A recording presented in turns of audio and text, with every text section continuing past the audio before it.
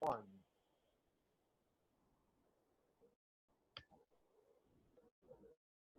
Hello, good morning, good afternoon, good evening, wherever you are. I'm Nolan Dalla, and welcome to the latest edition of this intellectual triage. We'll call this the Coronanomics, the Asia edition. I'm fortunate to have two terrific guests to discuss the corona outbreak in Asia. VIN NARAYANAN, he certainly knows India. In recent years, he lived in Hong Kong. He's traveled throughout Asia. I also have Gareth Edwards. Gareth is the funny-looking man with the white mask there, the surgeon's mask. That's Gareth. And he comes to us live from Brisbane, Australia, Australia's capital, although he also has a home in Hong Kong. And the reason I picked these two gentlemen is when I decided to do this topic here in the United States, which is where I'm based, in Las Vegas, we don't really get perspective of people that are actually, I want to say on the front lines, but on the front lines of other cultures and other places, airports and cities. And certainly Hong Kong is, I thought that was one of the most interesting places. I'm going to have a lot of questions about, since they both are familiar with Hong Kong, to a certain extent China, Macau, and so forth. So let me give you a little background about both these gentlemen, then we'll get right to the questions. VIN NARAYANAN is a graduate of Michigan State University, where he studied journalism and political science. He began his career as a political reporter before going on to become an online journalism pioneer for USA Weekend magazine and the national newspaper, USA Today. At USA Weekend and USA Today, he covered two presidential elections, two wars, college and pro sports, and the 9/11 attacks, among other things. Later, VIN moved into the casino industry and moved as head of Casino City's editorial operations. He's been a regular guest on National Public Radio and various television news programs. In 2015, he moved to Hong Kong from Washington, D.C., and later launched his own consulting operation where he helped companies breaking into the Asian market. And after spending 3 years in Hong Kong, he moved back to the United States, where he now helps publish something called Early Investing, which is a financial newsletter. It's quite good. I've seen it. He travels to Hong Kong several times a year and was there last December. And Vin, I believe your wife is currently in Hong Kong as we speak, yes? Yes, she is. She lives there. She lives and works there for an American law firm. And so she's dealing with some of the stuff I don't have to deal with on a daily basis. Well, since we couldn't get Mrs. N here, we had to settle for the pitch hitter, Vin. So nice to have you with us, Vin. Thank you very, very much for joining us. Our other guest is no stranger to people who follow on Facebook and love what I call the Robin Lynch lifestyle, living it up and traveling the world and living the first class life. And Gareth Edwards is just such a great guy, as is Vin. But Gareth, you're something special. He's a longstanding industry veteran who holds board and consultancy positions across many gaming, gambling, and leisure businesses. He's known throughout the gambling community for his innovative approach to marketing and as a specialist building brands and products, establishing and executing successful marketing strategies, and delivering substantive ROI. Yes, indeed, substantive ROI. He's been selected as one of the top 50 people in online gaming, according to Gaming Intelligence Awards, after creatively spearheading telco software product development and securing a number of SMS technology. This is too technical for me, guys. Help me out. Securing a number of SMS. It's all you. Yeah, I know, technology patents. Gareth moved into gaming in 2002 and has since enjoyed notable success as the COO and CMO of Poker News. Everyone knows Poker News and loves Poker News. As a business consultant at Mansion and also the director of strategy and marketing with 888.com. 888.com. Quick commercial there. The major UK listed gaming operator between 2007 and 2013. That's when I worked with Gaz a bit and enjoyed those years. He also joined PAX Holdings, PAX Holdings in 2014 as a group CMO to oversee all digital marketing and promotion for the group's businesses. Gareth, Gaz, nice to have you with us as well, sir. Nice to be here. I'm actually, Brisbane is not the capital, but... Oh, Canberra, of course. What am I doing? What am I saying? Ouch, that was bad. But it is the state capital. Hmm. but I'm just a little bit State south capital. there. That's what I meant to say. That was terrible. Well, can we A erase the little state bit. and start over? I'm a little bit south on the Gold Coast, trapped in my parents' house, so it's good times. Oh, you're in your parents. So you're in your parents' basement. Is that? Pretty Is it come much. to that now, Gaz? Are things that rough? Yeah, it's a tough year. Yeah, it is. Well, we're going to have a little fun, but also be very serious talking about the topics. As I said, the focus of this show is on what's happening in Asia. Both of you have lived there, worked there, traveled there, know Asia a lot better than most of us that are watching. So here we go, gentlemen. Let's start with a discussion on a personal note. Again, a personal note. How has the coronavirus crisis affected you personally? Who'd like to go first? Gareth, go ahead. Okay. Go ahead, Gareth. Personally, well, I was in Hong Kong during the start of the year when the outbreak happened from China. So, maybe just like Vin's wife and perhaps Vin, been through all of that. A little bit of panic at the start, but basically some fairly structured guidelines to minimize the virus spreading. Give us more on that. I mean, you were there when it broke out. I'd like to hear more about what were people talking about this all over the place, or I mean, China's essentially there's no border there really in a sense. Well, there's a border between China and Hong Kong, but they shut that down relatively quickly. It could have been a little bit quicker, but Hong Kong government have good experience with dealing with SARS and other epidemics in the past. So the reaction was, in my opinion, quite good compared to the rest of the world. Very good. I think Gareth just touched on something interesting, right? During this period of self-isolation and quarantining, or whatever else you want to call it, I stumbled on a concept called the solidarity of ages. And it's just the idea that the past and the present, the past isn't prologue, it's past and present are always mingled together. And because of SARS, and because of what Hong Kong went through in SARS, not just Hong Kong, but Singapore and Taiwan, and the whole region, their response to this was vastly different than the United States or Europe or a lot of other countries. I agree with Gareth. They could have shut down the border a little sooner. And shut down the long distance trains. There was a direct train from Wuhan to Hong Kong for a while, and they shut that down. They could shut down the border faster, but because of their experience, they were really aggressive about it. They shut down the border. They shut down travel. They went into self-isolation and social distancing really quickly. And so, yeah, it was Chinese New Year, and so the schools got canceled right away. And because of their experience, they knew they had to do a few things. They had a playbook, and they followed the playbook. They went into social distancing. They had an army of people wiping down every public surface you can think of, elevator banks, escalators, everything you have going to it. They deployed armies of people. Gareth, you traveled in there. Post-SARS, you had people checking your temperatures when you got off the plane. And Right. that went away gradually over this course of a decade or 15 years. And they brought that right back. And so they had people testing as you were getting off the plane. And the other thing, Gareth, and you know this well, is that the medical structure in Asia is really different from the medical structure in the West, in that when you go to a doctor in Hong Kong or in Korea or in Japan, before they do anything, they just run a massive battery of tests. And it can be really annoying because all you have is strep throat or ear infection. You want your antibiotics, you want to go home, and instead they run you through a million tests.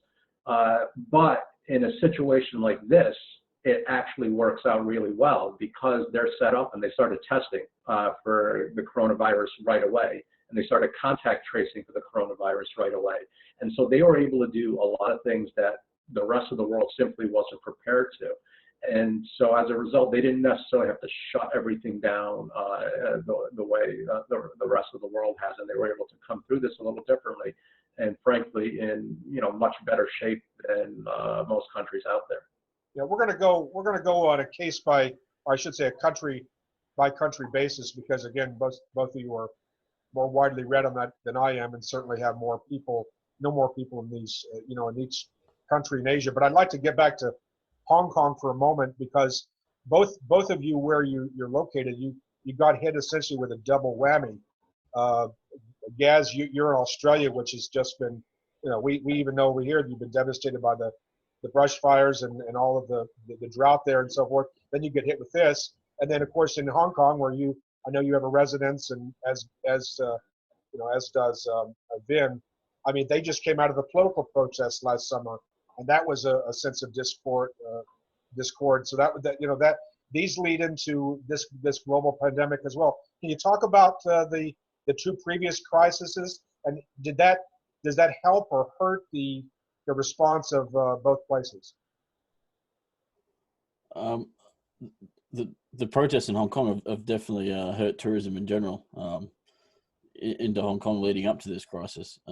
Cathay Pacific, which was the major carrier for Hong Kong, had already been forced to cut a good 20 or 30% of its occupancy or its capacity due to people not wanting to visit Hong Kong because of what was portrayed in the media overseas. I think a lot of it was probably relatively accurate, but depending on what country you're watching the media in. Excuse me, go ahead and expound upon that, Gaz. What do you mean? Well, the protests were, obviously political in nature. So Hong Kong relies heavily on tourism from mainland China. But the mainland China media, reported the protests in a very different light to what the Western media did. And basically, would put out do not go to Hong Kong orders and put in their own sort of soft travel bans about painting Hong Kong in a bad light. So Hong Kong had been going through a bit of a bad time leading up to, the end of last year in terms of tourism. So yeah, go ahead. Sorry.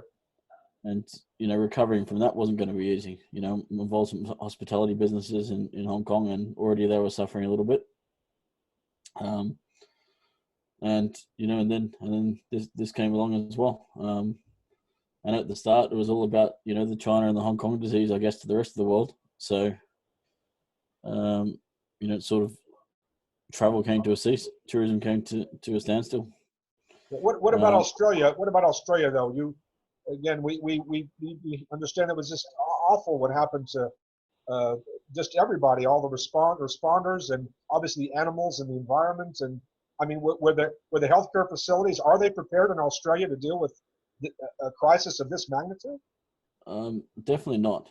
I don't think many countries are, besides what Vin was talking about, the ones that have learnt from SARS and diseases in general. I wasn't here during the bushfires. I was in Hong Kong, so I didn't really feel it. But from what I see and hear and talk to friends and family, obviously it was a very tough time for the country. The economy took a hit, the dollar took a hit, basically because a lot of farming exports couldn't happen, and those sorts of economic sort of issues. But Australians are resilient people and sort of bounce back from these sorts of things fairly well, which is sort of why I think at this stage with the virus that works as a very negative. People are very blasé about the whole thing. I don't think in Australia yet people realise how serious it could be and what sort of effect it can have on the economy and the health system. And that's because of government not really doing things in a very structured way at all. There's new rules every couple of days. We're sort of under, the federal government will give guidelines, but it's usually the state governments that are actually executing the right protocols, or protocols that are, I guess, more appropriate to the cities that are in those states. I think it's very similar to the US in that way, in that the president is pretty useless, the prime minister pretty useless being here, but the state governors and the state premiers here are really, most of them are sort of leading the charge and trying to get this under control. Yeah, I'm going to come back to you guys. I'm going to come back to you in a moment because I have some specific questions about the Australia situation. I'd like you to compare Australia to maybe what we're experiencing here in the US, and of course a lot of us know people in Europe so we're very familiar with what's going on in Europe. So I'd like to contrast the responses. We're going to get to that in a moment. Then you've heard a lot here from Gaz about Hong Kong and also Australia. What's your response to some of the things he said? Yeah, I mean, I think we've had some similar experiences. I mean, just if you want to think about airfare, I mean, Cathay canceling a lot of flights in and out of Hong Kong. I mean, I experienced it flying from the U.S. to Hong Kong, United cutting capacity, changing flights, going for a number of flights a day, going down, flights being empty. I mean, when you land in the Hong Kong airport, Hong Kong, typically one of the world's busiest airports, it's a ghost town in there now. When you land in Hong Kong, you used to arrive to this busy arrivals hall. There's no one there. When you take off from a flight from Hong Kong, there used to be thousands of people milling around the airport. But now, in order just to get into the airport, you've got to be able to show your boarding pass and the fact that you're flying and have business there, because part of the protests were trying to embarrass the Hong Kong government. And how do you embarrass the Hong Kong government? You shut down access to the airport. And so it was interesting. I mean, I was there twice during protest periods while the protests were going on, and it was really weird because in the area where the protests were going on, it was very intense. But if you were away from those areas, life was going on as normal. People walking their dogs, eating dim sum, going to the beach, that sort of thing. And so I mean, to me, what was really interesting about these protests is they're definitely political protests, but the protests were also protests of convenience, in the sense that if you notice, most of the protests didn't happen during the week because everyone had to go to school or go to work during the week. They, for the most part, happened on weekends, and they happened in certain places. They happened in some places in Central, some places near government facilities. They didn't happen in the outer parts of Hong Kong as much as they happened close by. I mean, there were some examples of that. And so it was, I mean, these are different. And I mean, frankly, the protests have been 20, 30 years in the making, ever since Hong Kong was handed over from Britain. I mean, once that transition was happening, and the fact that there's a clock ticking on when China takes over Hong Kong. These protests were inevitable in that standpoint, and so and they're not going to go away either. So this is, I mean, it's an interesting aspect of life there, and it's really weird because most of these protests, at least what I could see there, and from what I talked to and people like that, you've got 99% of the protests are very peaceful, and you got 1% of the protests and protesters that get violent, and but that's the stuff that gets sort of replayed over and over again on the news and that sort of thing. And it's a tough situation. It's hurt tourism, it's hurt local businesses, and it's hurt the local startup ecosystem there. I know a lot of startups that would normally be starting up in Hong Kong or go to Hong Kong to set up business as a way to try to get into China and get into the rest of Asia the same way I did. A lot of them chose not to go into Hong Kong after that and sort of move away. And so it's had that sort of impact on that. I mean, I know, and for people living there, and Gareth, I mean, you'll know, there are some days where you're trying to get someplace and you just can't get there. My wife, for example, walked out of the office one day in the middle of a protest, and the MTR, the subway, was shut down, and she had no way of getting home. And I mean, those are real concerns when you're going through the process and that sort of thing.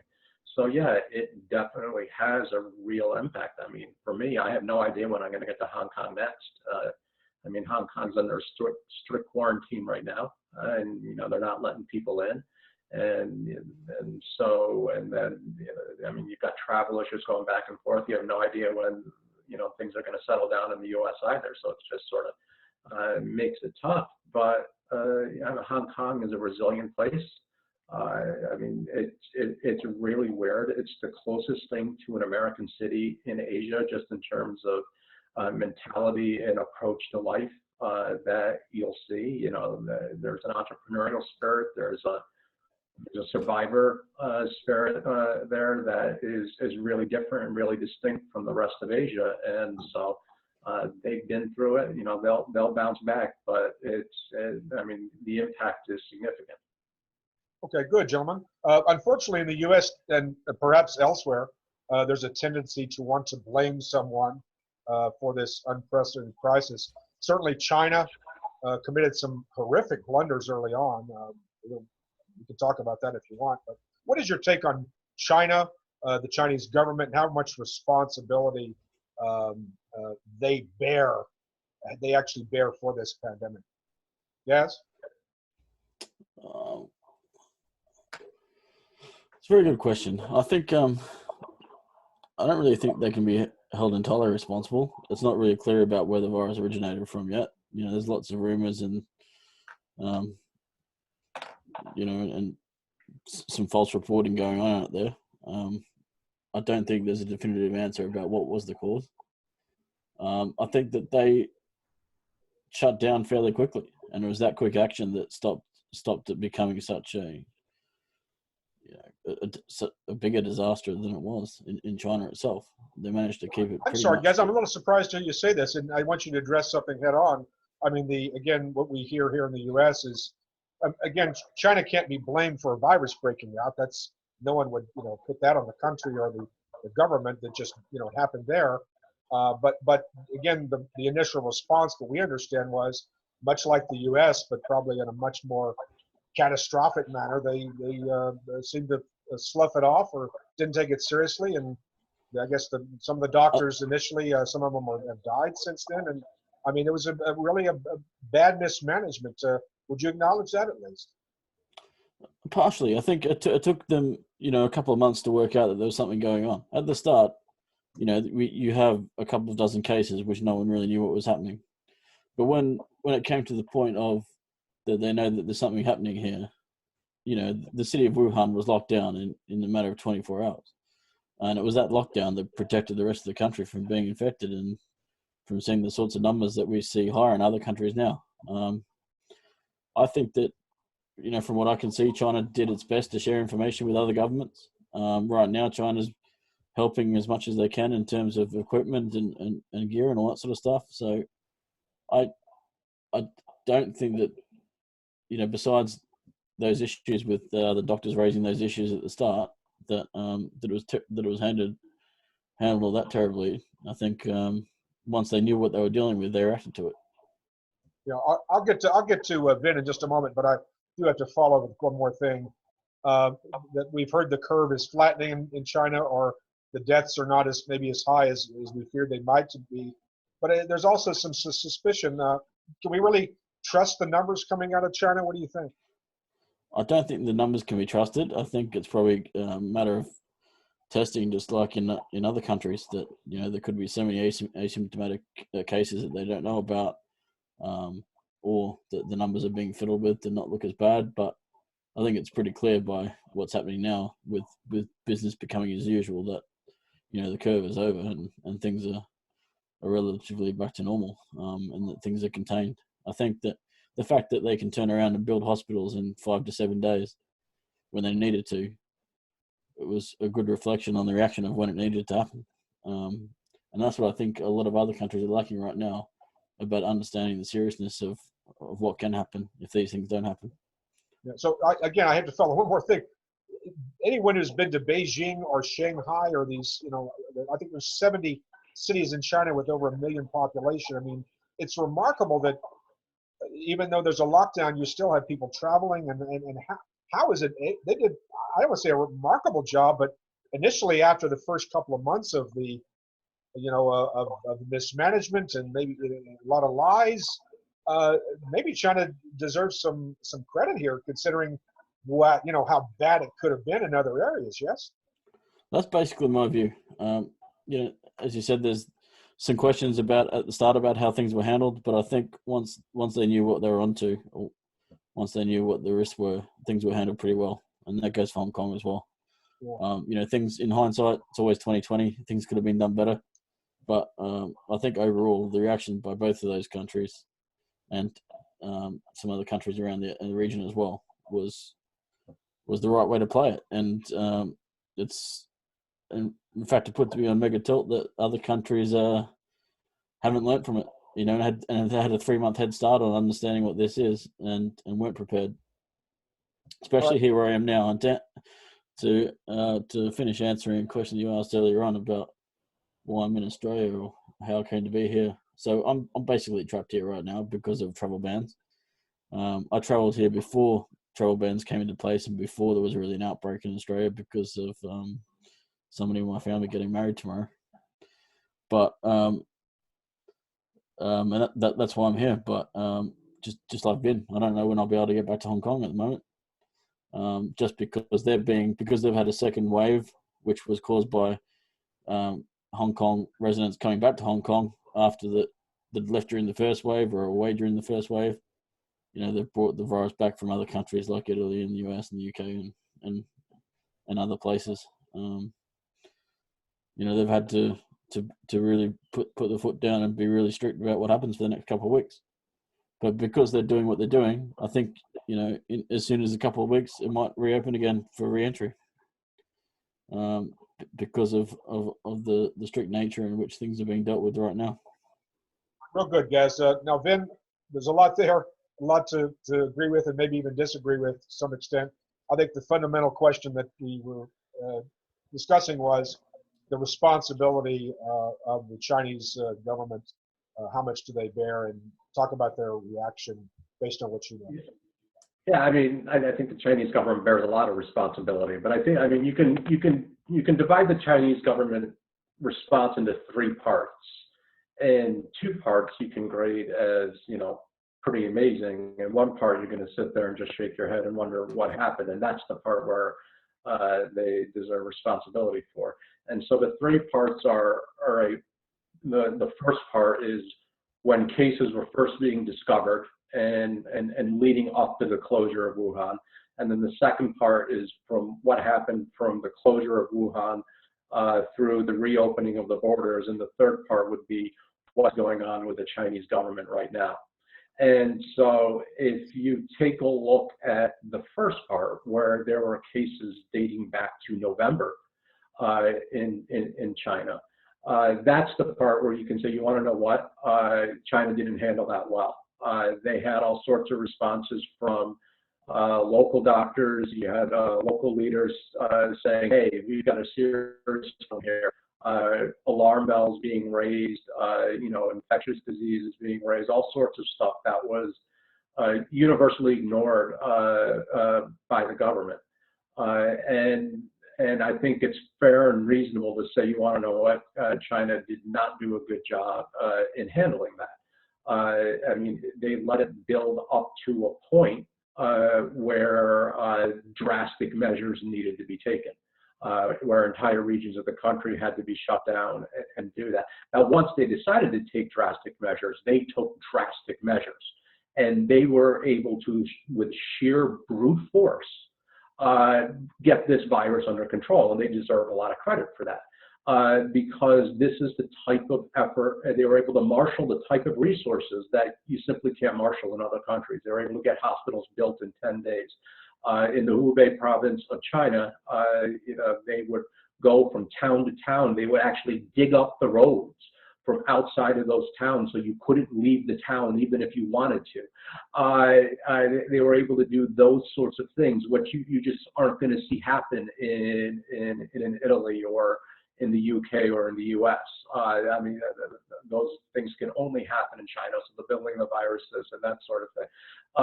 And so you've got that aspect, which they took drastic measures that weren't testing based, that were completely social based and social distancing, saying, all right, we're going to contain this virus as fast as we can, as hard as we can, and throw everything we have at it. And they were able to get it under control that way. And you know, they deserve credit for just throwing unprecedented resources at it and getting it under control. And then you've got the third aspect where right now, I mean, they're getting the factories up and running. They're building ventilators again. They're getting masks up and getting that production up and running. They're directing resources. They are sharing. They are selectively sharing data that's going to help fight the virus and help find the vaccine and help test for it and that sort of thing. And so that is really good. And so that part of the response is really good. But I think they were definitely asleep at the switch. And I think part of the reason they're asleep at the switch is the fundamental shift in the Chinese government over the last few years. With what President Xi's done, he's undergone, which I think is actually a laudable effort to root out corruption at that local level, at the local bureaucratic level. And as a result of that effort of trying to root out the corruption at the local level, and I'm all for rooting out corruption, what's happened is he's ended up with a system where people don't do anything and are scared to do anything, or don't take initiative, and people just don't do anything unless they're getting the order up from on high. And because they weren't getting up the order from on high, and whatever issues that were being brought to decision makers were being ignored or not passed on or dismissed, it created there was a structural problem there as well.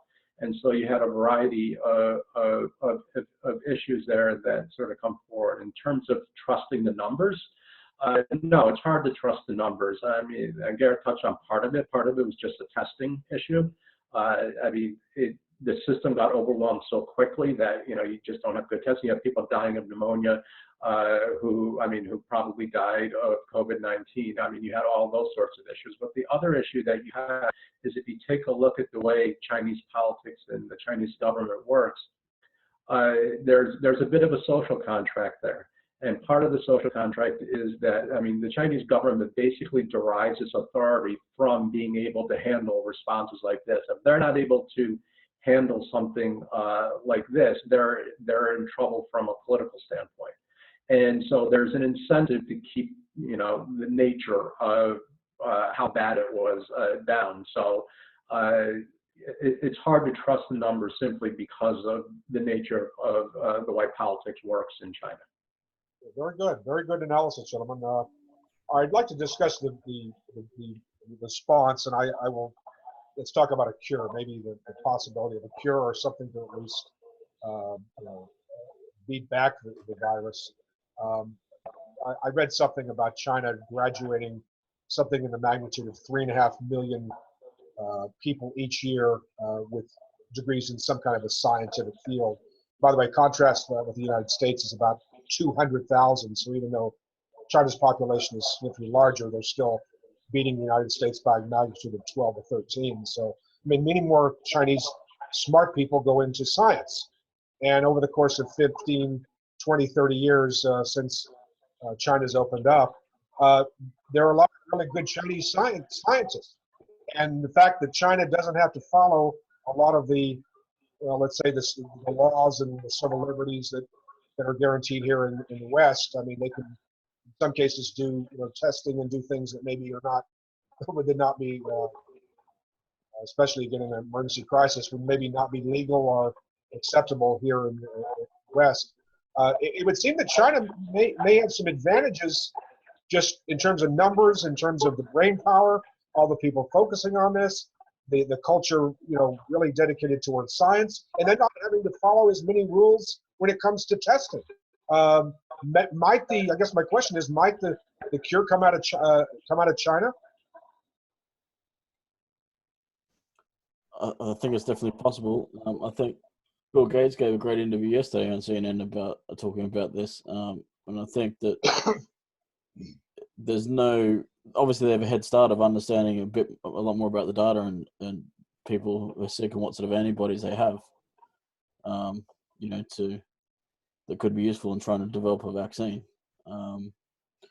But as Mr. Gates was saying yesterday, it's more about being prepared of all the base technology and all the rollout strategies more than that really dictate the time to find a vaccine for these sorts of things.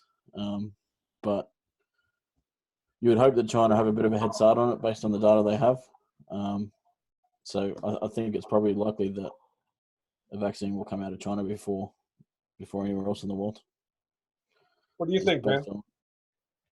I have no idea where the vaccines are going to come out. I mean, China has a head start in developing it just because they have a bigger data set. And they've got a bigger data set to operate with. Frankly, all of Asia has a better data set to operate with simply because of the data they collect during the testing process. That said, I mean, there's a reason why, Chinese students end up overseas, whether it's in Australia or whether it's in the UK or whether it's in the United States, is because the research facilities and the institutions of higher learning, especially when it comes to research, are better equipped. Not from an equipment standpoint, but just from the way you think your way through developing a cure, from the way you pursue your research, from the collaboration, from the network effect of collaboration, all of that sort of stuff is remarkable. And so, and all sorts of resources are being thrown at it. So I don't know where the cure is going to come from. I wouldn't pretend to know that. I mean, I think all of the countries in Asia have have a head start, just in terms of they've got a lot of data in hand that they begin working on and exploring and saying, all right, how can we work on a cure? But on the other hand, I wouldn't rule out a cure coming out of Europe or the US. I mean, just to give you an idea of how this is working in the private sector, in the real world, I was talking to a startup today that is bringing in blood testing for COVID-19. And the blood test is really simple. You prick your finger, you mix a little solution in it, and within 5 minutes, it's going to tell you whether or not you have COVID-19 or not. It's a test that was developed in China, but this is a startup that specializes in cancer screening and that sort of thing, and they figured out how to bring it here, do some quality testing, get it out into the market. And so they're going to be doing that over the course of the next few weeks. And once you start collecting data and information off of that, then it changes. So you don't know how these things are going to cycle through and work its way out. But yeah, I mean, it could come from anywhere. But I think China has a definite head start. All right, gentlemen. So I'm here with Vin and Gaz, both specialists in Asia, mostly on gaming and business-related online things. But tonight we're talking about the coronavirus, how it's all affecting us, and it's also how it's affecting us personally. I'm here in Las Vegas, and throughout the United States, depending on where you are, in New York City, there's almost a lockdown. Some of the areas that are called hotspots with the threat. To get food, you have to go to curbside if you go out at all. Grocery stores, people are standing 6 feet apart in most cases. People are not, for the most part, outside, but then there's some people out there that are not paying as good attention as they should. And I'm sure in some areas of the United States, a lot of the warnings are being ignored, which is to their potential peril.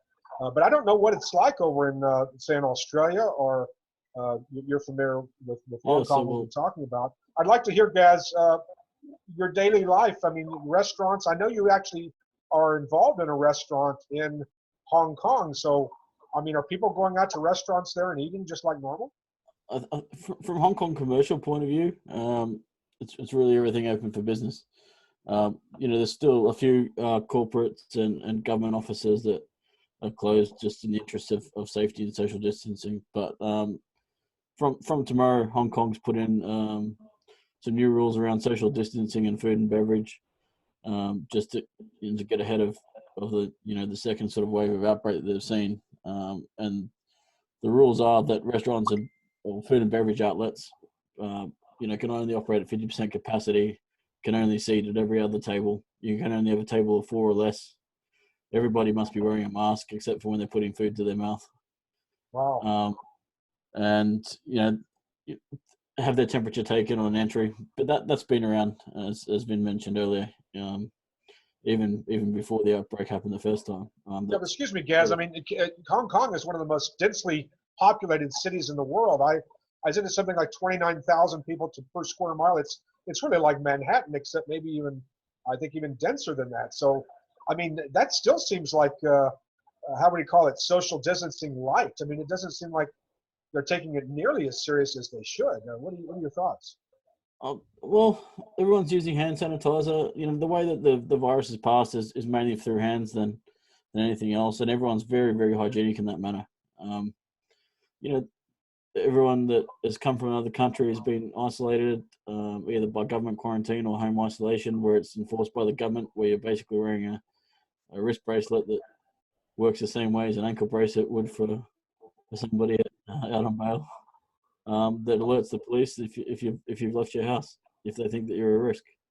So the people that are at risk are isolated, and I think everybody's very astute and cautious when they're out in the public. I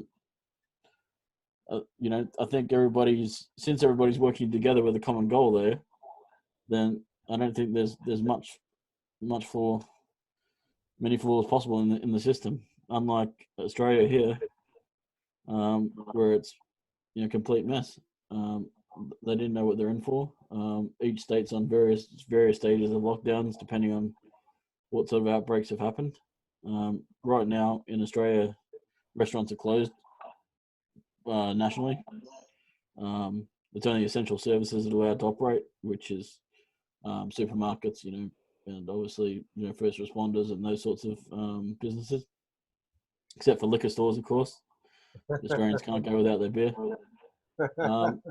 There is a lot of domestic travel that's cancelled, a lot of state borders that are closed to other states, but it's not quite enough at the right time. It's too staggered, it's too reactive instead of proactive. Excuse me, Vin. Excuse me, guys. Before I go to Vin, we saw some clips here in the United States, news reports. In fact, they inflamed a lot of people's outrage. We saw the beaches in Florida. That was spring break, and we saw tens of thousands of students running up and partying up and down the beach. And Australia's known for its beaches too.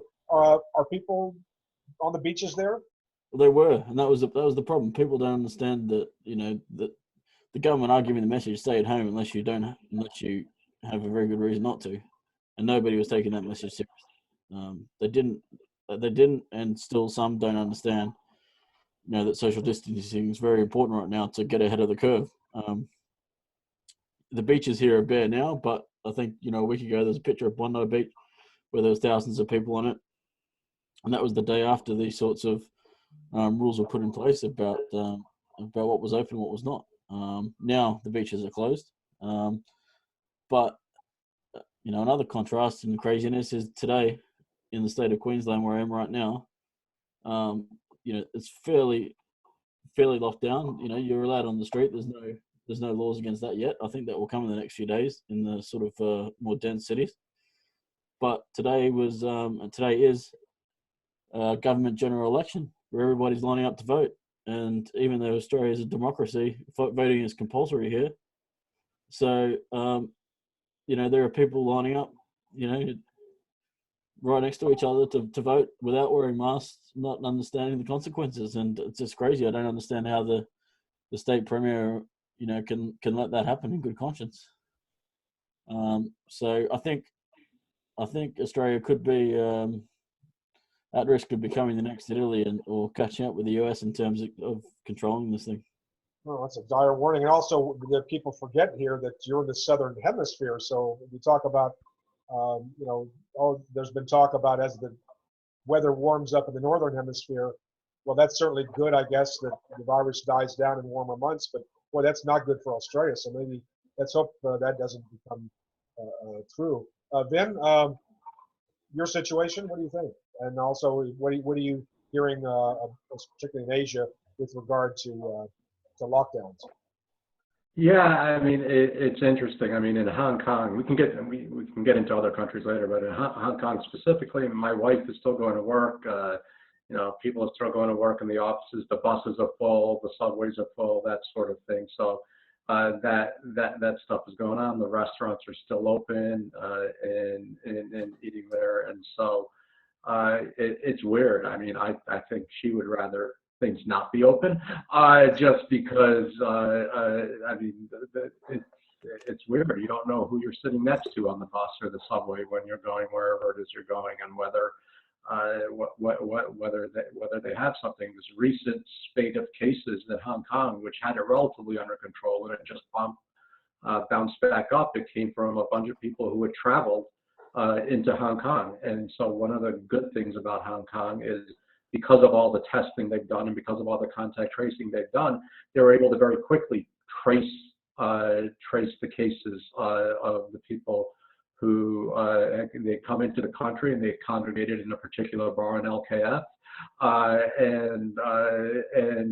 Garrett's just laughing because he knows what LKF is like, and that's where it is, and that's actually where these new guidelines are coming in from. The combination of travel restrictions and knowing that all of it could be traced to a bar in LKF is combined to, all right, let's put a halt on new people coming in, and let's get the restaurant and bar scene under control, especially in Central. And so that's where that came out of. You know, you both have really some of the best subject knowledge on online gambling, the Asian market than any two people I know. So I have to ask the obligatory question. For those who don't know, that maybe are less aware of the dynamics of what's changed in the casino industry in the last, say, 10 or 15 years, Macau overtook Las Vegas as the largest gambling market in the world, at least in terms of for a while profits. Now, I understand this is just devastated Macau. The numbers were down 90%. I don't even know if they closed all of the resorts there. I assume they have. But talk about how this has hit Macau, what your predictions are for Macau when they eventually come out of this thing. Will Macau come back and be Macau as we knew it before when this thing is over? What do you think, Gas? Macau went into lockdown. Well, is under lockdown now. Nobody in or out. Period. The casinos closed for a couple of weeks when there was a bit of an outbreak in one of the casinos. Maybe about 6 to 8 weeks ago. All the casinos were shut for 2 weeks. While the country tried to get a hold on this thing, but they barred all travel from China, which is obviously meant that the casinos are relatively empty, and that's how they stand now. They are back open. It is business as usual, but the country is on lockdown. So it's only the people that have stayed there and tested negative, which, you know, there are some Chinese mainlanders that were there that when everything broke out that were more or less trapped there because Macau wouldn't let them travel back out. But it'll bounce back. I think as soon as travel opens, Hong Kong, Macau, China, amongst these countries, once it's under control there, I think we're going to see a massive shift in with people, especially from mainland China, wanting to get out. You know, their plans for the Chinese New Year were disrupted. I think there'll be a lot of cabin fever that's happened, and I think that places like Macau will actually bounce back quite quickly once the doors open. But the doors aren't going to open until the all clear is there, that's for sure. Ben?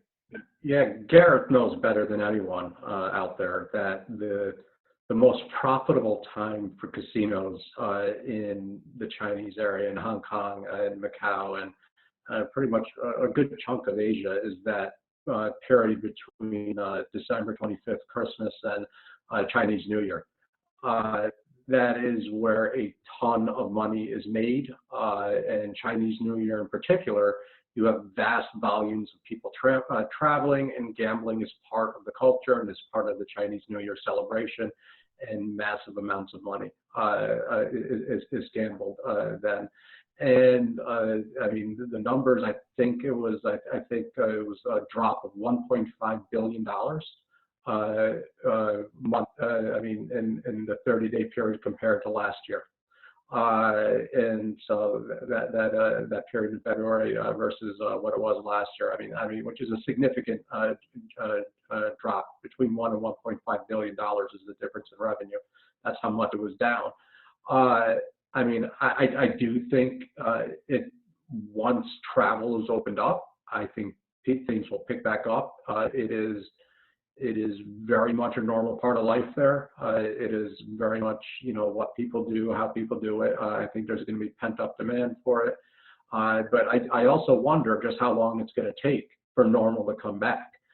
Just because China's put in travel restrictions again, because they saw a rebound in their caseload. And in pandemics like this, rebounds are normal. You get something under control, and then there are generally rebounds at some point or another. If you talk to virologists and epidemiologists, there's there's the potential for rebound, and so they've had to put some travel restrictions back in place. And so, I mean, I do think that Macau will bounce back nicely. I think, I mean, you obviously can't make up for lost revenue, but they'll get revenue numbers back up to previous levels. It's just really a question of how long is it going to take to get back to normal. And right now, that's anyone's guess. Definitely right. So yeah, when it opens up again, I think it'll reach its peak very quickly and perhaps even increase in revenue. Another factor being that the Philippines was sort of the second casino destination in Asia. Lots of super casinos in Manila in the last few years, where a lot of the Chinese business was going, where based on incentives and other easier ways to bring money into the country. But the Philippines is pretty much, or especially Manila, is on lockdown now. Everybody has to work from home. Only one person's allowed outside at a time. The last flight that left Wuhan, a few months ago, actually landed in the Philippines. And interestingly, there was no reported case in the Philippines for quite some time. So I think the Philippines, being a third world country and not have access to great medical testing or test kits by volume at the moment, is probably severely underreported. But they have taken the step of making everybody work from home. Yeah, and PACCAR has closed down the casinos too. And the casinos are closed down as well. So, hopefully there won't be something catastrophic out of those sorts of countries where, Manila is actually the most densely populated city in the world with, I think 30 or 40 million people. And, that sort of thing is obviously a very high risk if things aren't contained there. But I think gentlemen are ahead of me, and this is good. Actually, I'd like to hear your thoughts about some of the rest of the centers of Asia, Bangkok, Malaysia. We're going to get to South Korea and Japan separately, so let's put those on the shelf for a moment. But particularly like Vietnam and Laos and Cambodia and certainly Malaysia, Singapore. Talk about what you're forecasting, in the densely populated areas as well. What's it going to be like in Bangkok in 3 weeks? I mean, any idea there? Well, Thailand's an interesting one. They've taken the step now to block in travel in the last 24 hours, but they keep changing the rules, as every day as they go. So who really knows what's happening there? But as far as places like Singapore go, everything's banned. You can't even transit through Singapore airport now, let alone into the country. But we just have to really just be looking at the numbers that are published. I don't have any more. Yeah, what's going on in these countries than what we see, to be honest.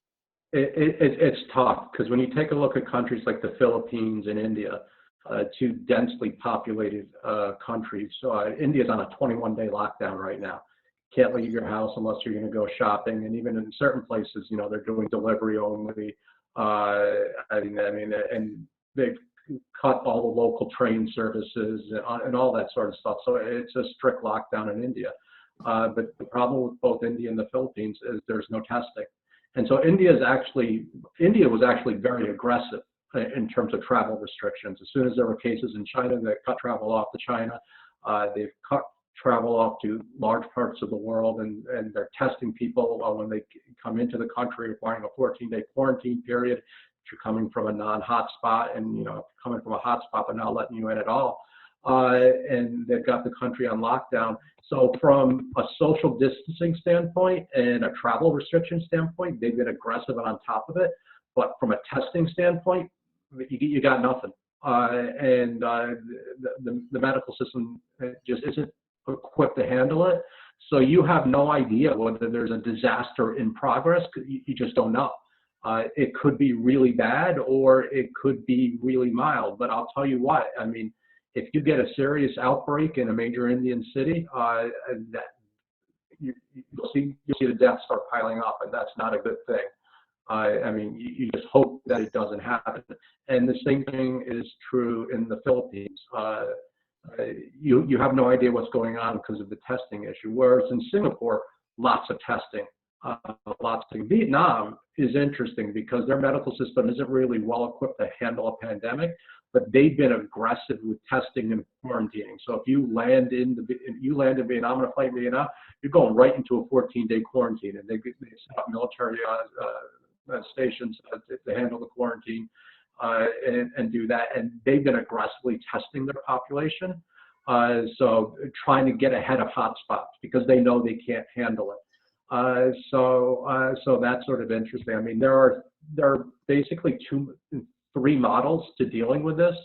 One is to aggressively test. The second is to aggressively social distance and quarantine, and the third is to just sort of do nothing. And those are the three models. And so you're seeing a variety of the two models, either aggressively quarantining or social distancing or aggressive testing. And so that's how that works. But yeah, I mean, between India and the Philippines, it's just hard to say because you don't know. There's some breaking news out of Hong Kong just now where they've just gone one step further, and now it's illegal to be within a group of more than 4 people in a public place. Oh. So for a family of 5, one of the kids has to stay home, it seems. Let's talk about maybe. Go ahead, Gaz. No, but those sorts of measures are what's going to get them ahead of the curve again. Yeah. Well, let's talk about being ahead of the curve. One country that, at least from what I can tell, is doing things right, particularly given its proximity to Wuhan and the area there, is South Korea.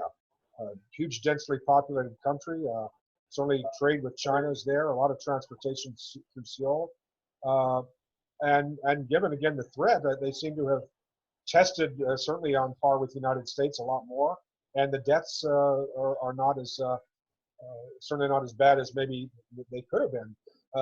Would you consider South Korea maybe a model for other not just countries in Asia to follow, but maybe throughout the world? What do you think? I think South Korea had a couple of advantages in that they had to deal with the cruise boat crisis, which meant that they were one of the first cities in Asia or countries in Asia to start testing and managing this crisis.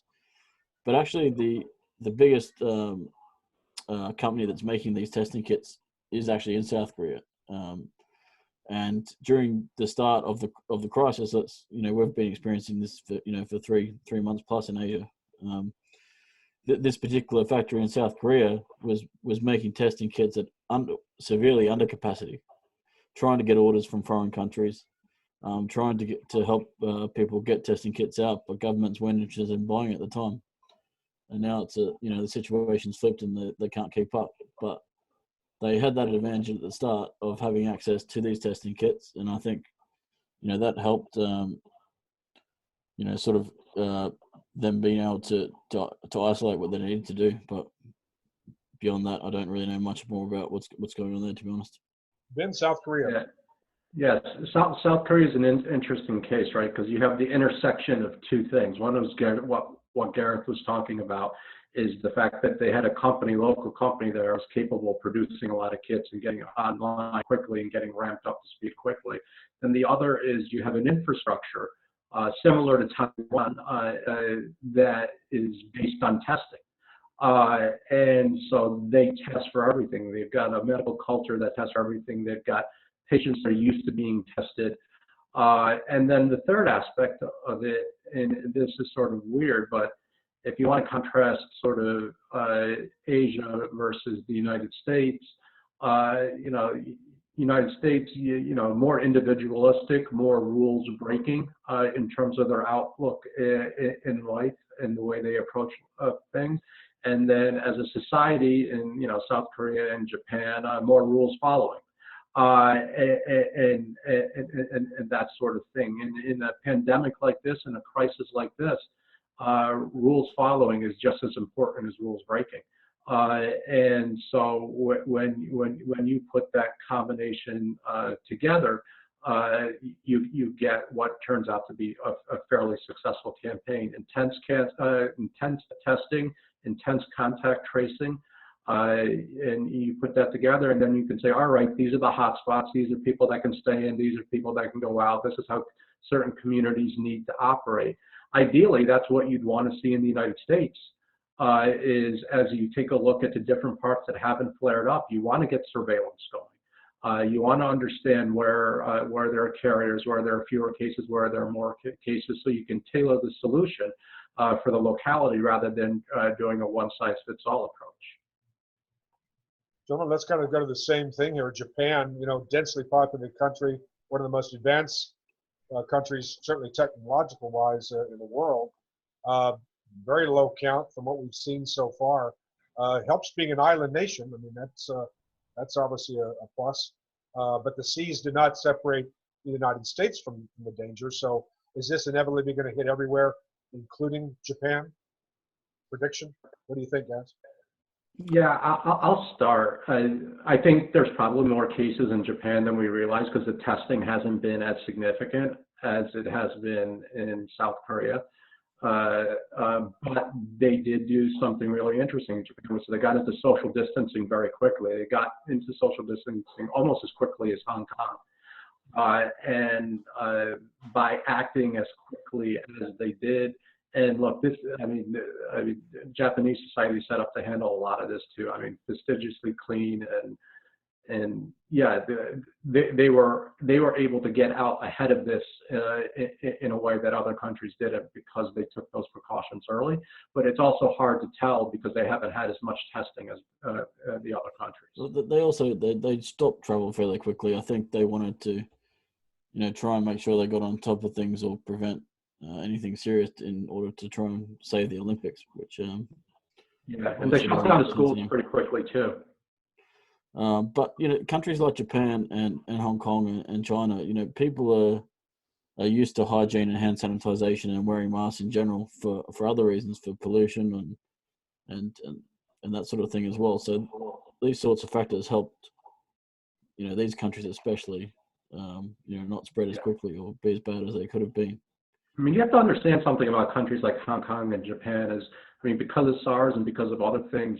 I mean, when things like this happen, they've got people, they used to have like plastic sleeves over the ATMs in Hong Kong, the keypads in the ATMs that they would take off and replace to help fight the spread of SARS. And now they've got armies of people that just go in and wipe them down and disinfect them and do those even now, plastic across all the elevator buttons for the last 3 months, those sorts of things that were put in place, from day one, just to a general hygiene practice, just to stop contact. So they're prepared for this on a level that the rest of the world isn't.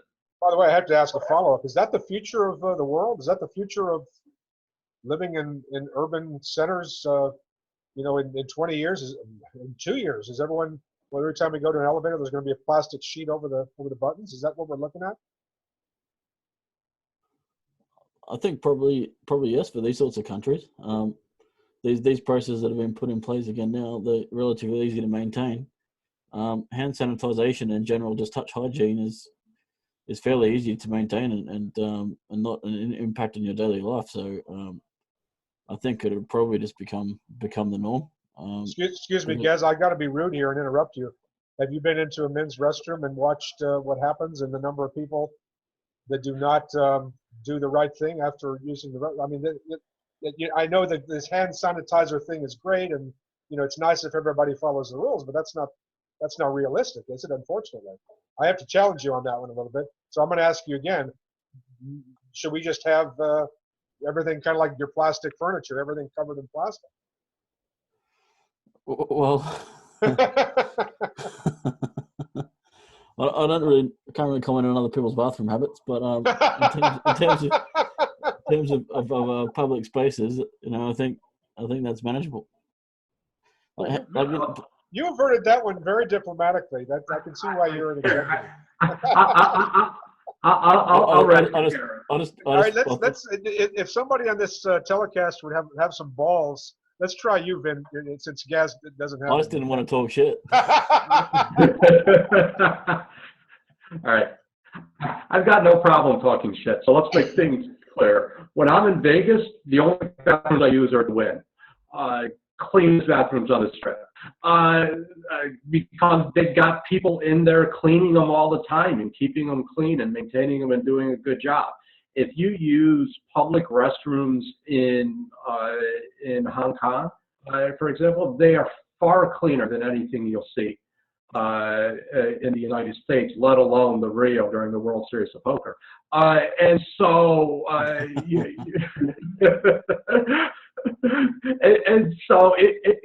you're just talking about a different level here. You're talking about a different level. You're talking about a different approach.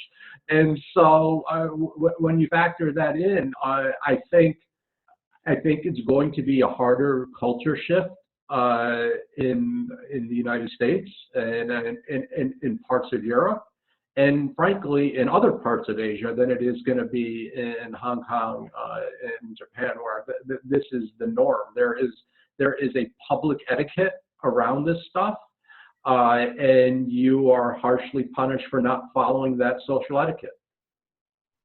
Very good. Gentlemen, this has been superb. We have a couple of questions from readers on Facebook.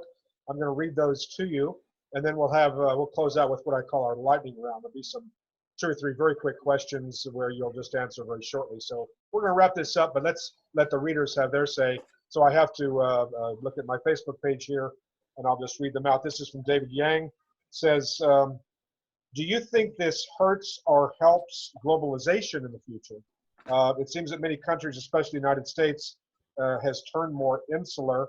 Other nations, too, are likely to ramp up self-sufficiency, which could hurt international trade. Would either of you care to address the impact this is going to have on trade, immigration, the word that we have come to know as globalization? What do you think, gentlemen? I'll go first.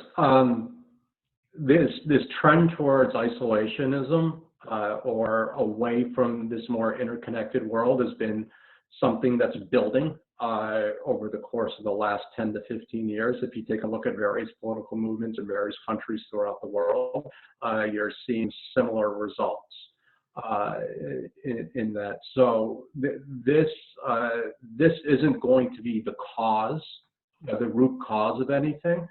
And I'm not really sure if it's going to be the accelerant either, because the reality is over the course of the last 50 to 60 years, we've built a very interconnected world with interconnected supply chains, interconnected commerce. We built a world that's got a different functioning economy than we've had 50 or 60 years ago. And some of what you've seen in this return towards isolationism and this return towards nationalism has been a yearning to return to that type of world, and that type of world doesn't exist. That's not to say that the world as we see it now is going to exist the way it does. I think there's going to be an evolution in that sort of space, but I don't necessarily think it's going to lead to a reduction of international trade. I don't necessarily think it's going to be, I don't think this is going to be the cause of it. I think things are naturally moving in that direction anyway, as we sort of try and figure out, all right, how did we get into this have and have not atmosphere? What are the root causes of it? How do we address those things? I mean, and no one as a society, as a country, as a civilization has figured that stuff out yet. And so I don't think this is necessarily going to push it one way or the other. But I do think that, you know, this is a unique period of time. And to me, the real interesting question isn't whether it's going to cause a shift in the global economy. To me, the real interesting question is whether this is going to cause a shift in global travel. Are we leaving a point where it's easy to travel from one country to the other easily without that many travel restrictions, or is travel going to be a little more restricted than we've seen from, say, 1990 to 2020? Yes. I think that was a fairly comprehensive response, and I agree with much what Vin Right. says, if not everything. I have some other questions. I can't read some of these on the air, though, especially for you guys. There's a lot of people want to borrow money, apparently. Well, see, some things never change. Yeah. Especially now. Speaking of that, I'll have to condense. It's a very long question, so I'll condense Steve Ratmeyer says, opens that Ratmeyer, is asked. It's a really good question. He's asked about the about stimulus. We're going to have a stimulus package here in the United States, $100 a person if you qualify. There's a lot of people that are out of work in other countries too, and they can't pay their bills. They can't eat, or they're being quarantined as well. So, are there stimulus packages in other places, including Australia or Hong Kong or anywhere you care to address? There definitely are. Hong Kong has given personal stimulus and business stimulus. They've actually paid out money already, to try and help businesses that were suffering, especially in the tourism sector. So that's happened and happening. In fact, every Hong Kong citizen got some money as well. The UK, 80% of your wages would be covered if you've been laid off or been put on furlough during this period, which I think is very important. At the moment, Australia has not announced any sort of financial aid on that scale, which I think is a big problem. There's going to be a lot of people out of work. Canada's doing 75% of wage coverage. Yeah. And yeah. Like Australia is the big issue right now, where that hasn't been addressed. The government say that'll be coming, but we don't know what that will look like yet. But I'm sure that in the last few days, with all these closures, there's a lot of people that are out of work. And it's, for the sake of the world economy, yes, I think that bailouts are going to be needed. The travel industry is going to need a lot of help. And it's going to take a lot of time to bounce back that part of the business, that part of the economy. Yeah, I think Gareth touched on something interesting that we haven't talked about in the United States, but I think it deserves being addressed, is the nature of how these payments are being done. So in places like Hong Kong and in India and Canada and the UK, money's being put right into companies' hands to cover payroll and that sort of thing. And covering 75% of payroll, and then you have money being put right into individuals' hands as well. Whereas in the US, it's not quite working that way, right? You have to apply for loans through SBA, Small Business Administration, and that sort of thing. And there's a great deal of paperwork that goes along with it. And so there's a fundamental question is, all right, what really is the best way to disperse money? Is it through grants directly to companies, or is it through loans and that sort of thing? And there's an argument to be made that it's a lot better to do it through grants, because you don't want these companies getting into debt for something that's completely out of their control. And yeah, a lot of these loans are going to be structured like grants, but if you're going to structure like a grant, why don't you make it like a grant? So there's a real interesting debate over the way these sorts of things can and should be structured. But I think the way it's happening in other parts of the world, where this is money being put right into companies' bank accounts for the specific purpose of payroll, is a lot more effective than what you're seeing in the U.S. Very good, gentlemen. Let's end this discussion with what I call our coronademic lightning round. It's only going to be 15 to 20 seconds, 30 seconds if you really want to go long. But these are quick answers, quick questions, quick answers. Here we go. We're going to go first with you, Gaz, and then you're going to answer the same question. On a scale of 1 to 10, 1 to 10, 1 to 10, 1 to 10, how fearful are you that we will have a recurrence of COVID-19 or something similar in the fall, like this happened in 1918, for those who aren't familiar? The initial spring outbreak killed quite a few people, but the real pandemic hammered the world in the fall of 1918. Could 2020 be a repeat of what we had a century earlier? Scale of 1 to 10. Gaz, you go first. 9. I don't think that this will be over by then. Wow. Okay. Ben? Ben, are you with us? 10. Oh, you say a 10. You absolutely think that this thing is going to, this thing's not going to end in the summer. Wow. Yeah. All right, you got more than 10 seconds. Give us your reasons. Yeah, because I trust Dr. Fauci, and Dr. Fauci tells there that says this is likely going to be seasonal. And Fauci's on top of stuff, and you got to trust the scientific experts on it. And I'll roll the dice with him. Okay. You both travel a lot, and this has to have been a jolt to your senses. Has this changed the way you look at the world? And I'm really interested in your answers, because a lot of us, we don't travel as much, and there's a lot of people that don't travel at all. When I mean travel, I mean international travel.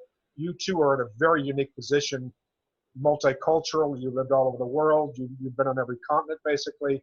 But this hits home for you guys too. Does this change the way you look at the world, Gaz? I just want things to go back to normal. Once the danger is not there to others and to me, I want to get back to business as usual. I don't see things differently. I don't see that my travel will be different. Once we're past this curve and once things are safe again, then my view is back to normal. It doesn't change my view. Okay, Vin? Yeah, it doesn't change for me either. Once things get back to normal, whatever normal is, it's back to business as usual. It is back to traveling. It is back to face-to-face meetings. It is back to Nolan buying you dinner in Vegas and cracking open a good bottle of wine. It is all those things. So no, I am not more fearful of the world. We have to do this to get through this time, and once we get through it, let's get back to living life. Very good. Last question. This will be a softball for both of you, given your background and experiences. What's the future of online activities, especially gaming and gambling, but also that is in other areas too? People have become more accustomed to e-commerce by necessity now. I mean, they use Amazon more, order out more, and communicate more online than maybe they used to, just because of what we're going through. So will this social distancing actually change our shopping and spending habits? I think yes is the answer to that one. I think with people first forced to use e-commerce that weren't so, so used to it before, will come out the other side. This being the new norm, I think brick and mortar will have a decrease in terms of the essential services, groceries, things like this. Yeah, I think there's something definitely to it on the e-commerce side. What it's done is this has forced generations of people who, especially on the older side, that didn't have to shop online. They are now going to be adopters, and these are services that can make their life a lot more livable and a lot easier to live. And don't have to drive to places, don't have to walk to places to get their stuff. So I think it's definitely, I think it's definitely a shift on that. I think the other shift, I don't think it's going to make that much of an impact on the online gaming side, to be honest. I think there's going to be a momentary blip on that. But I don't necessarily think there's going to be a lasting impact on that. Gareth might disagree, but I think where it really is going to be an impact is on the workforce. I think you're going to see a lot more people want to work remotely and want to integrate remote work into their life. And right now, the biggest problem with that is managers don't understand how to manage people that work remotely. And hopefully, during this time, that is a skill set or a set of skill set that's being developed. And so I think you're going to see a bit of an impact on that side as well.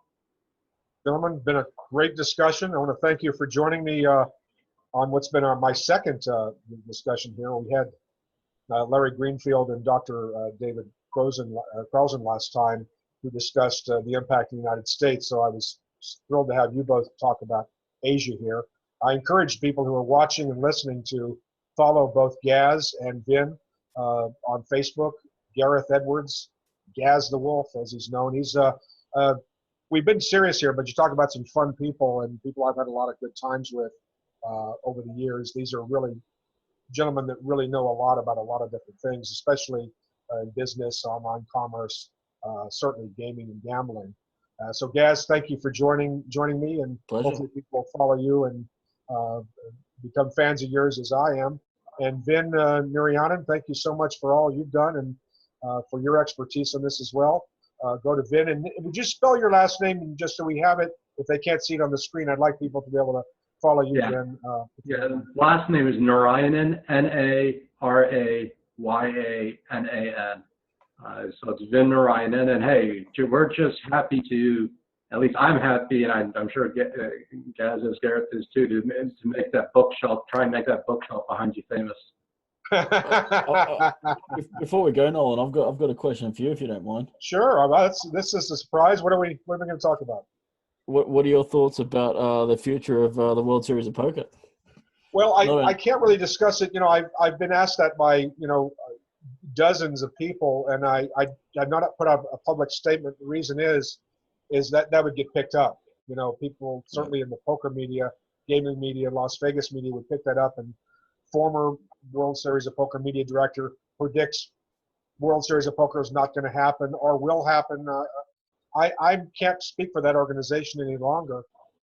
You know, we both, all three of us, have, you know, a lot of friends in business, poker players, dealers, people that work on the house side, executives, people in the media. We know them all. I mean, I had, you know, 20 great years with the World Series of Poker, and I really feel for a lot of the people that come out, not just come out to try to chase their dream, but particularly the workers, the people that I'm concerned with, and dealers that come here and they count on that paycheck for 6-7 weeks, because Las Vegas is completely transformed during the month of June and July when this city becomes, you know, poker central.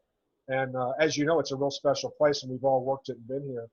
So, you know, I'm really kind of evading your question that All right. it's going to happen. It would seem to me that, I guess I'll be a little bit edgy here, that, you know, given the Olympics were canceled and everything that you've seen in sports has been canceled, I can't even foresee how they would have an opening to be able to run this event. But, you know, I'll now throw it back at both of you, since you know maybe as much as I do. Is there any conceivable path to opening the doors in late May or early June? I think not, but I guess I was really asking about also about whether it will change the way that you know, poker is played. I guess in that sort of confined environment, even when we pass this. But I guess we'll see. Yeah. Well, I've got a follow-up question, because I don't want to let you off the hook that easy. No. Let me turn this thing off. Okay, Ben, last word for you, Ben. Okay, last word. You are a Vegas resident. You've been there a long time. You've seen the gaming industry change. You've seen Las Vegas change. And so we're sort of in interesting times in Vegas right now. You've got, you know, until the COVID-19 stuff came around, you had MGM charging for parking and making life more difficult on locals. You've got some mergers and acquisitions going on right now in the space. Who knows whether they'll go through? You have casinos being sold. How has this town changed for the worse or for the better in the last 5 or 6 years, and where do you see it going over the next couple of years with sort of the way the gaming landscape is changing there? Well, I've thought that a lot. Now, of course, we're in the middle of the storm, so it's very hard to predict what it's going to be like after this viral hurricane, as I'll call it. It's just very difficult to say what the waters are like on the sea when I can't even see through the clouds here. Especially again if you work in this industry and you look around and you look at the strip and it's all completely not dark because there's still a few lights on, but there are no cars, no traffic, the doors are closed. So it's a Las Vegas that I've never seen in my life. The casinos are never closed ever, you know, before. So I was trying to foresee how this could possibly help. When I say help, I mean help the consumer, help the tourist, help the conventioneer, help the gambler. I mean, are we going to get the better deal? I mean, the casinos, the executives, the CEOs, the corporations, the big, you know, Caesars and MGM Mirage and all the rest of the companies, they're going to be, well, they'll take a punch, but they're going to survive. And if they don't survive, some other corporation or business enterprise will come in and buy them up and open up doors and rename it something else or whatever. Casinos will be around because people like to gamble. Conventioners come to Las Vegas. This city has been around since, for over 100 years and has gambled, consistently for the last 75 or 80 years. So that's not going to change. I do think that the competition is really going to help the consumer, though, the tourist, the gambler, the person who's trying to get a little bit more bang for their buck, because now a lot of people aren't going to have the disposable income maybe that they had. This is going to take a pinch out of people's pocketbooks. Businesses are going to be cutting back on business travel. Those crazy trips to Las Vegas are going to be, they're not going to have the expense accounts that they had before. And the California crowd is the Southern Californians who pack the highways and drive here and come here. They're going to be worried about their, paying their bills and catching up at home. They're not going to be able to come here and blow, $500 to $1,000 or spend $300 a night on hotel rooms. The nightclubs, I think they're going to take a hit. So I think this city is going to go through a big change. I liken it somewhat to the 2008 economic crash, that it took, 5 or 6, 7 years, maybe even a decade really to fully recover from. But I think that the silver lining in this is, if you're just a average Jane or Joe that comes to Las Vegas and wants a great value, maybe the silver lining is that you're going to get it in the next year or two when these doors reopen. Let's hope so. All right. Thanks for the chat. I'm going to enjoy your yellowtail. And, Thank you very much, gentlemen. This is Nolan Dalla, Vin, Gaz. It's been great. Bye-bye. Thank you.